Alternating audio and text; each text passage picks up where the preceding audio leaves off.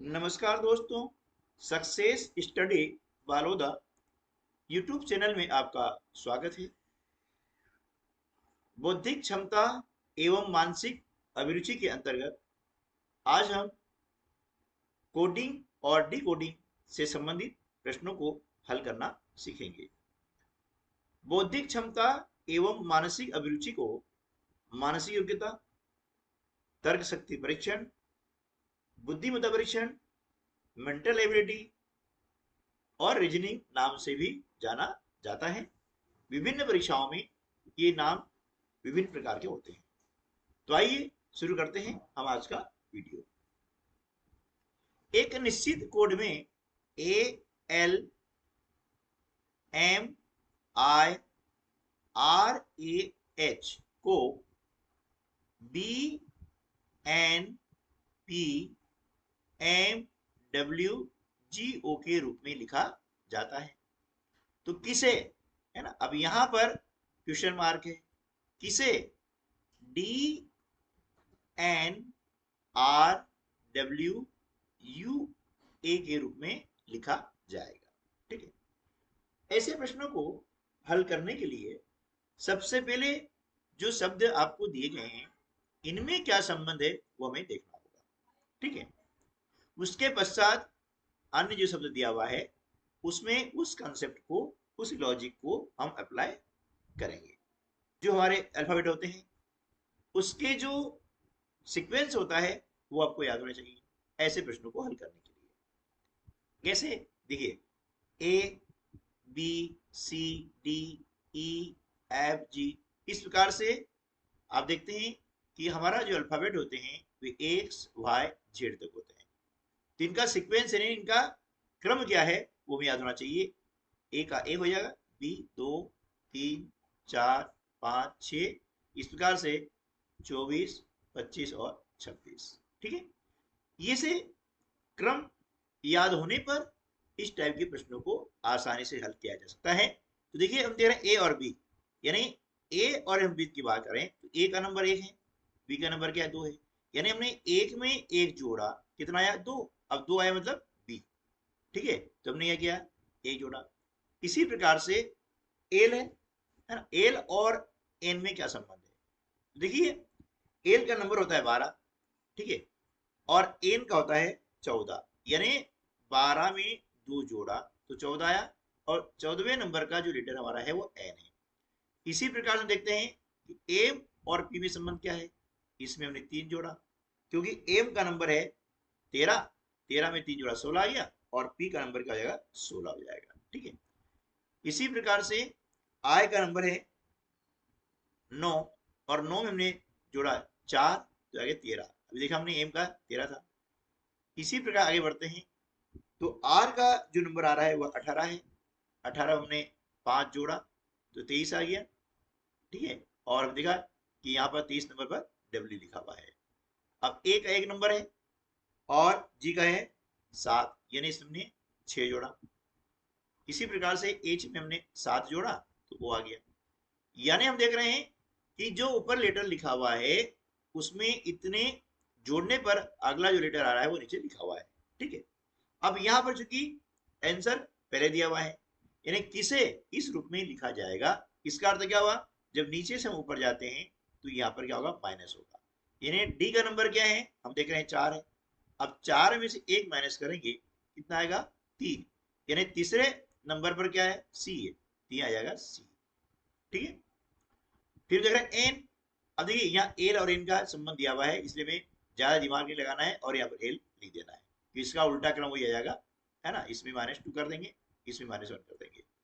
अब इसी प्रकार से हम देख रहे हैं आर, क्या देख रहे हैं, आर, तो आर में से भी माइनस करना है, कितना, 3 माइनस करना है, ध्यान रखिएगा, आर में से हमें 3 माइनस करना है। तो आर का नंबर आ रहा है कितना, 18 आता है, 18 में से 3 माइनस करेंगे तो 15 आएगा, और 15 स्थान पर आ रहा है ओ। आप देखिए, कंपटीशन एग्जाम में समय बचाना बहुत महत्वपूर्ण होता है। हम देख रहे हैं कि आंसर में देख रहे हैं कि CLO ऑप्शन सी में आ रहा है, और CLO अन्य कहीं भी नहीं है, यानी हमारा आंसर ऑप्शन सी हो जाएगा। आगे इसे हल करने की आवश्यकता नहीं है। ठीक है, चलिए नेक्स्ट क्वेश्चन है, यदि एक निश्चित कूट भाषा में GRAD ग्रेड को 7, 18, 14 और 5 लिखा जाता है, तो उस भाषा में हैंड को कैसे लिखा जाएगा? आप देखिए यहां पर GRADE, ठीक है। अब इनको ध्यान देंगे कि यहाँ पर 1, 2, 3, 4 और 5 लीटर है ना, और यहाँ पर 1, 2, 3, 4, 5 और 6 अंक हैं। अब यहाँ पर जब 6 अंक हैं तो इनके क्रम को हमें ध्यान देना होगा। हम देख रहे हैं कि जी का क्रम क्या है, 7 है, यह 7 लिखा हुआ है, ठीक है। इस प्रकार से आर का नंबर क्या आएगा, अभी देखा 18, ये आ गया 18 यहाँ पर, ठीक है, ये 18 ये है। ए का 1, डी का 4 और ई का 5, यानी यहां पर अभी हम देखा था कि लीटर का जो नंबर है वो यूज किया गया है। तो इसी प्रकार से हम क्या करेंगे, HAND में भी लिख देंगे। एच का नंबर क्या आ रहा है भैया, अब एच का नंबर आएगा 8, ये 8 आ गया। हम देख रहे हैं सारे ऑप्शन में 8 लिखा हुआ है। ए का नंबर 1 आया, ठीक है, अब ये लिखा हुआ है, अब ये नहीं आएगा, प्लस सी वाला इसमें वो आंसर हो नहीं सकता है। आगे देखते हैं एन, एन का नंबर है 14, क्या नंबर है, 14 नंबर है। अब देखिए 8114 इसमें भी आ रहा है, 8 इसमें आ रहा है, यानी ये उत्तर भी नहीं होगा। अब डी का क्या आएगा 4, तो ये हम देख रहे हैं कि 81144, ऑप्शन ए इस प्रश्न का सही उत्तर होगा। अगला प्रश्न है, यदि एक निश्चित कूट भाषा में REAL है ना, REAL को 12, 15 और 18 लिखा जाता है, तो उस भाषा में PEN कैसा लिखा जाएगा? अब देखिए यहाँ पर REAL को कैसा लिखा गया है, 12, 15 और 18 में लिखा गया है। अब देखिए यहाँ पर हम देख रहे हैं कि R का नंबर कितना है, 18 है, तो इसे अंत में लिखा गया है, समझे आप, ये ठीक है, पहले लेटर का अंत में। इसी प्रकार हम क्या करेंगे, यहां पर लिखते चले जाएंगे, तो P का नंबर क्या आ रहा है, 16 आ रहा है, तो ये 16 हो जाएगा लास्ट में, ठीक है। और देखा हमने कि चारों ऑप्शन में 16 लास्ट में कहा आ रहा है, ऑप्शन ए में आ रहा है। इस प्रश्न का सही उत्तर क्या हो जाएगा, ऑप्शन ए। ये हम यहाँ पर आंसर प्राप्त कर सकते हैं, वही इतना करके हम आगे बढ़ जाएंगे, ठीक है। अब लेकिन थोड़ा हम समझ लेते हैं कि देखो ई का नंबर क्या है, 5 है, ये 5 लिखा, अब ई का नंबर यहाँ आ गया आपका 5 आ गया, ठीक है। और इसके बाद चलते हैं एल, अब एल का नंबर क्या है आपका 12 आ गया, इस प्रकार से, ठीक है ना। और एन का नंबर क्या जाएगा, एन का नंबर आएगा 14, ठीक है, ये हमारा आंसर आ गया, ठीक है। तो परीक्षा में ध्यान रखना है कि जहां पर हमारा आंसर मिल जाता है बस वहीं तक करेंगे, आगे हल करने की आवश्यकता नहीं है, और आगे बढ़ जाएंगे। प्रश्न क्रमांक 4, यदि a बराबर 4 और c बराबर 6, तो आप POWER को कैसे कूटबद्ध करेंगे, यानी इसका कोड क्या लिखेंगे, ठीक है। अब a बराबर 4 है, ठीक है, और c बराबर 6 है। अब यहां पर थोड़ा ध्यान देने वाली बात है कि a बराबर 4 और c बराबर 6, तो हमें POWER को कूटबद्ध करना है, यानी इसका कोड हमें तैयार करना है। कैसे करेंगे, देखिए ए का नंबर कितना होता है, 1, और इसमें 3 जोड़ा तो कितना आ गया, 4 आ गया, ठीक है ना। और सी का नंबर कितना होता है, सी का नंबर है 3, और इसमें 3 जोड़ा तो कितना है, 6।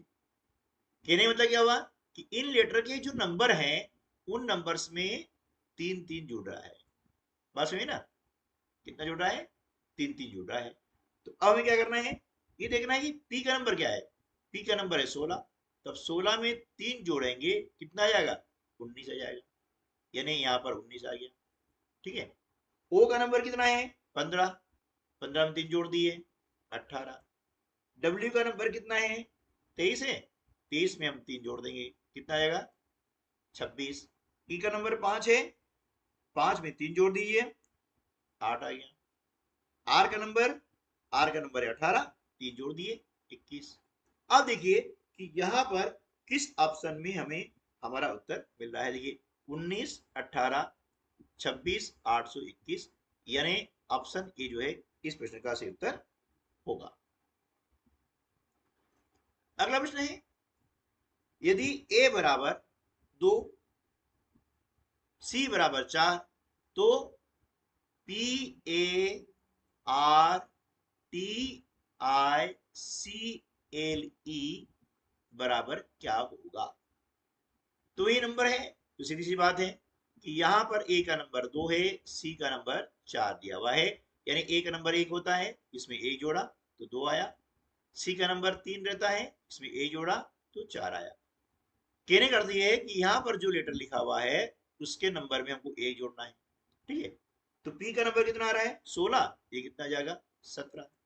ठीक, a का नंबर 1 है, ये कितना आ जाएगा 2। r का नंबर 18 है, ये कितना आ जाएगा 19। ठीक है ना, ये कितना आ जाएगा 19। t का नंबर 20 है, ये आ जाएगा 21। ठीक है, अब ध्यान से देखिए कि यहां पर देख रहे हैं 17, 21 है ना, ये 17, 21 आ रहा है, ये 17, 21 हमारा आ गया है, इसका 7 आया, यानी उत्तर नहीं होगा। फिर 17, 21 या 921 आ रहा है, लेकिन यहाँ 17 है ना, 21 और 920 आ रहा है, यानी ऑप्शन सी इस प्रश्न का सही उत्तर हो जाएगा। आगे आपको हल करने से उत्तर नहीं है, इस प्रकार से आप प्रश्न को हल करेंगे, आगे निकालोगे तो आंसर यही आएगा। ठीक है ना, चलिए अगला प्रश्न है, किसी कुट भाषा में है ना, किसी कूट भाषा में PASTEUR, ठीक है, को TPRUASE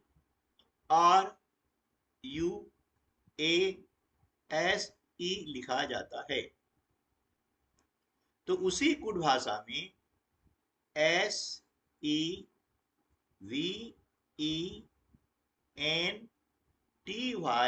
को क्या लिखा जाएगा। अब यहां पर हमें संबंध ज्ञात करना है। ठीक है, यहां पर हमें क्या करना है, संबंध ज्ञात करना है।